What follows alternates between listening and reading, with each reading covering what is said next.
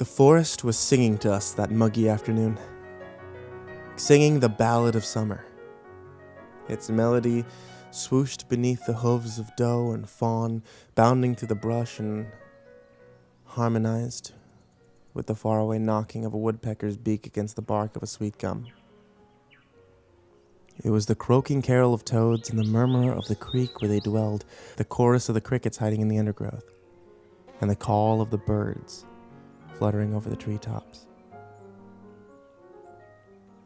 The day was hot, the air thick and humid. It wrapped its heavy arms tight around my chest, swaddling me in its embrace. Its hug was sweltering.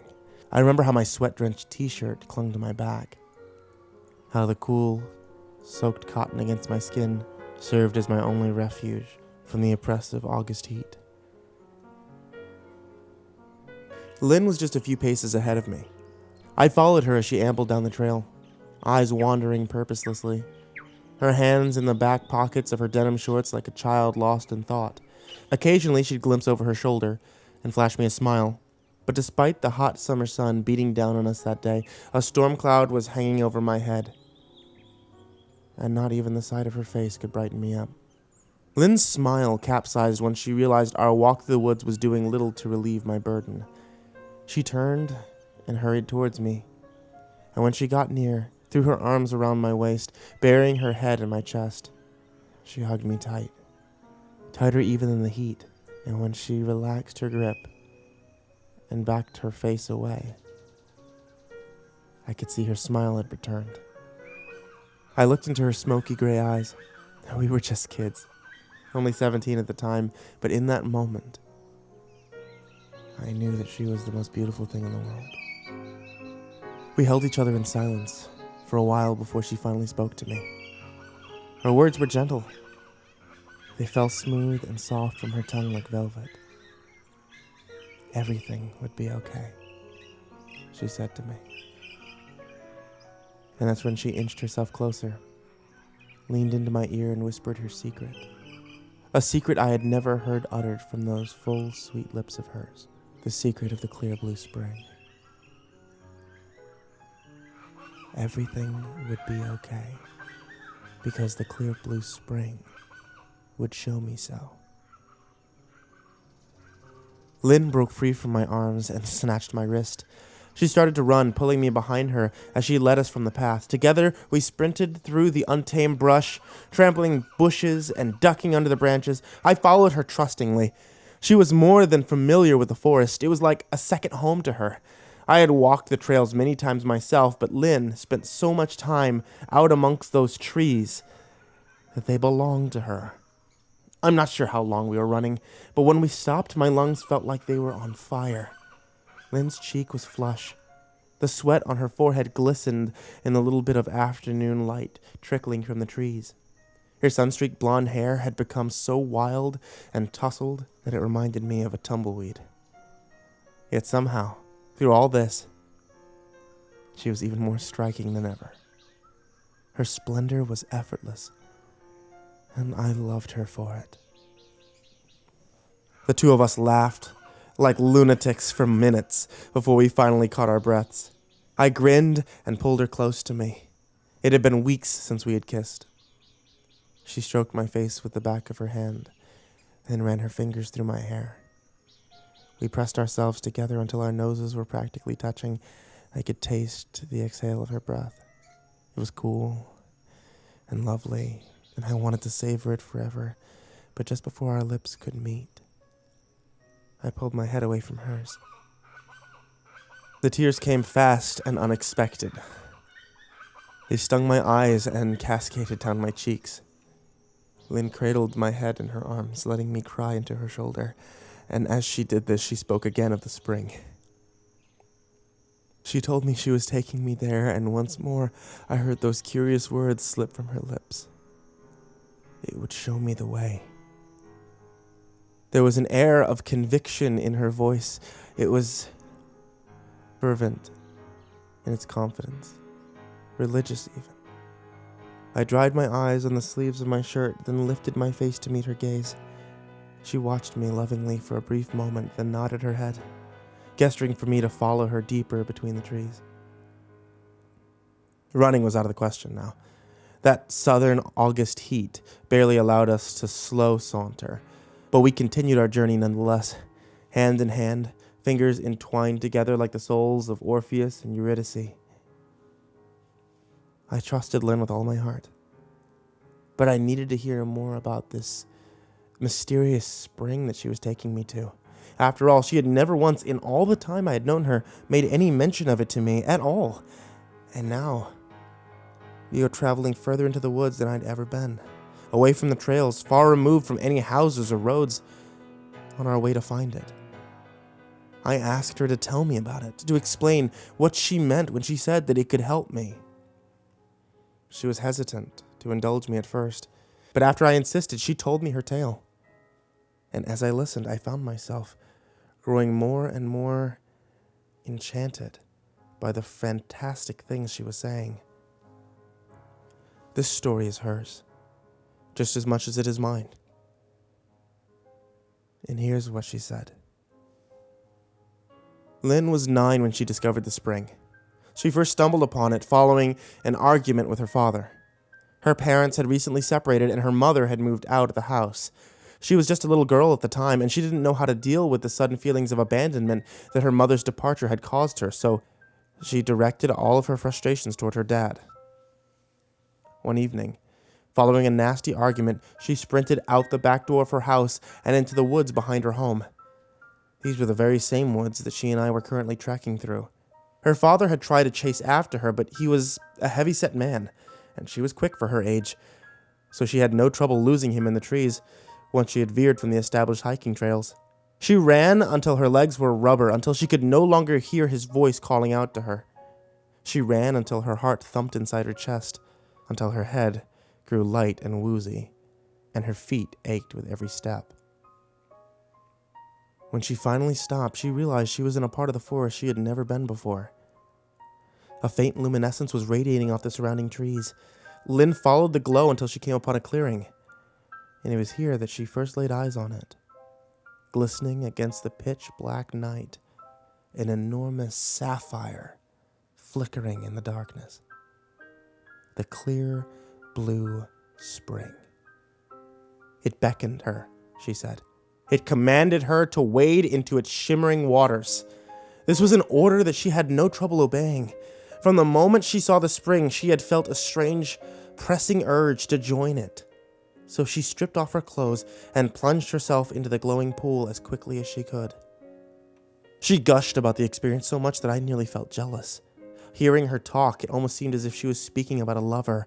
Her eyes twinkled like little stars as she reminisced about its cool blue water. She confessed that she may not have had the strength to pull herself out of the spring that night, if not for a vivid image of her father that suddenly flashed through her mind. He was writhing on the kitchen floor, clutching his chest. His face was pallid, and he was gasping for air. A phone was in his hand, but he was too weak to dial out for help. Horror pierced Lynn's gut like an arrow because deep down in her heart she knew that what she was seeing was not a hallucination. It had been placed in her head by the spring, a vision of what was soon to come, a premonition of the future. The sparkling water whispered to her too, only she couldn't hear its words with her ears. Instead, they were scorched across the surface of her brain. Its message burned into her consciousness. "Go to your father," the spring had said. "You can save his life if you hurry." I studied her face as she explained this to me. Lynn had never been the type to tell tall tales, but I scanned her carefully anyway, searching for some kind of hint, anything that would suggest she was joking. She squeezed the palm of my hand and sent a knowing glance my way, as if to say she understood my skepticism, but that she'd never lie to me. I could tell the heat was beginning to press on me. It seemed to be affecting the rest of the forest too. All around us, tree branches bowed, as if they were too exhausted to hold themselves up. Their green leaves sag under the weight of the thick, humid air. They looked like mourning widows. We journeyed ever deeper into the forest as she continued on with her story.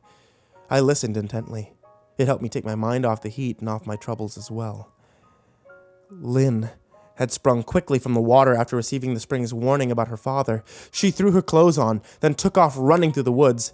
She was not lost. The spring had shown her the fastest route back, and she made it home just in time to find her father in the early stages of cardiac arrest. She called an ambulance. Luckily, the EMTs were able to arrive at their house in time to help him. The doctors said they just barely made it. A few more minutes later, and they may not have been able to save his life. Lynn's father was able to make a full recovery. His heart attack even served as a catalyst that drove her parents back together. After hearing about the incident, Lynn's mother had rushed to the hospital to be with them. Lynn said that she believed it was the spring that deserved all the credit. Had it not warned her about her father's heart attack, she wouldn't have been able to save him, and her family would not have had the opportunity to reunite. She stopped short after telling me that, and began apologizing to me. I assured her all was okay, and that I knew she didn't mean any harm by what she said. You see, the reason I had been so upset, the reason she was taking me to the spring was because my mother had died 3 weeks prior. I didn't have a father. He passed away when I was a baby.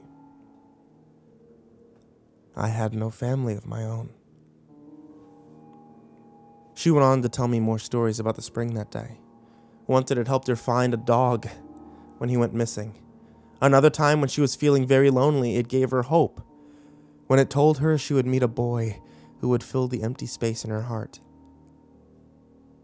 That boy was me. I transferred into her school a couple days later. Lynn loved the spring and its crystal blue waters, but she feared that if she overused it, then its powers would cease to work. So she resolved to only call on it when she felt it was absolutely necessary. She kept it secret too, to prevent others from mistreating it, and so it had always been there for her when she needed it. It had always shown her the way. I didn't know what to make of her tales. Of course, I thought they sounded crazy, but I appreciated them because they allowed my mind to wander from the fire that took my mother's life. As she spoke, I forgot about the heat from the flames that night. I forgot about how they licked at my heels and burned my legs as I crawled to safety, and I forgot, too, how my mother's screams slashed through the air. Horrible screams. I could hear her cry my name. The woods began to thin out into a clearing, and I heard the sound of running water. We pushed our way through the last of the brush, and that's when I first saw it. The spring was bigger than I expected, maybe 30 feet across at its widest point. There was a blue tint to the water. It did not glow, but there was still a lot of daylight left. There was a strange electricity in the air, and I swear the heat became less stifling as we moved closer to that pool. I could see all the way down to the bottom. An assortment of flat, multicolored pebbles lined its floor.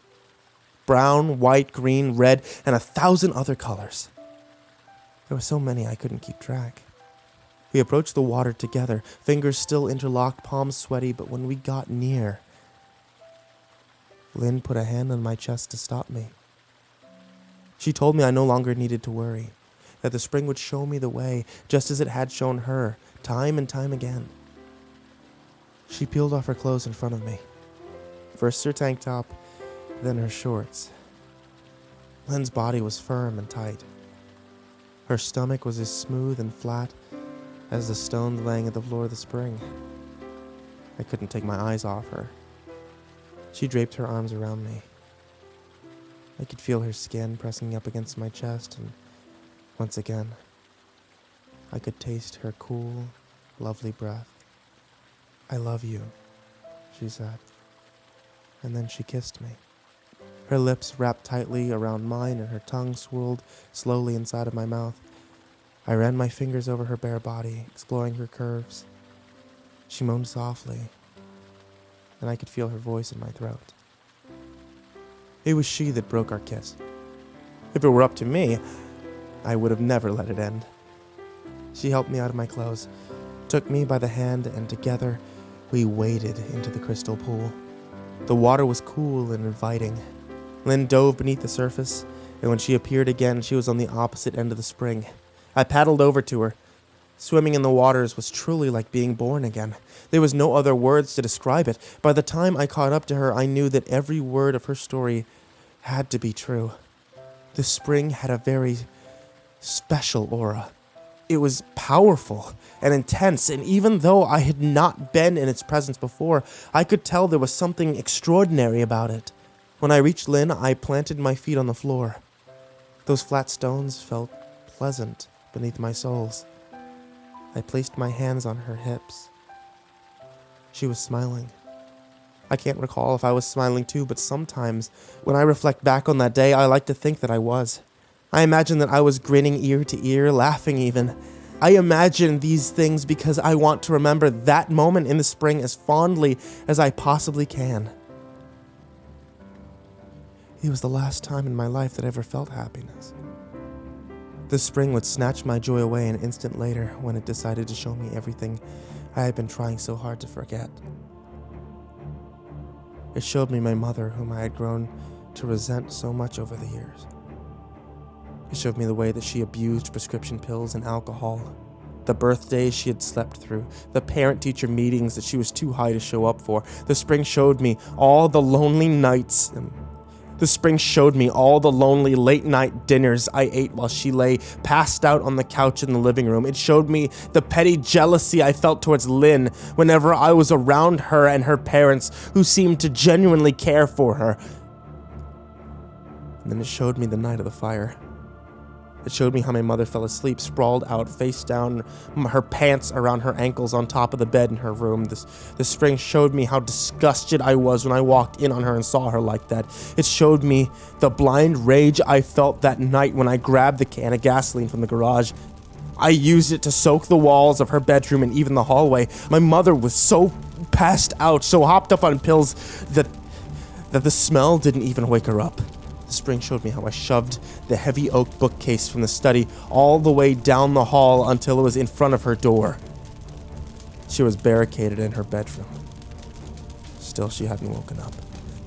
I watched myself light a match, then drop it to the gas-soaked carpet. The flames engulfed my home, and it happened so fast I was nearly caught in the inferno myself. The spring showed me how I escaped just in time.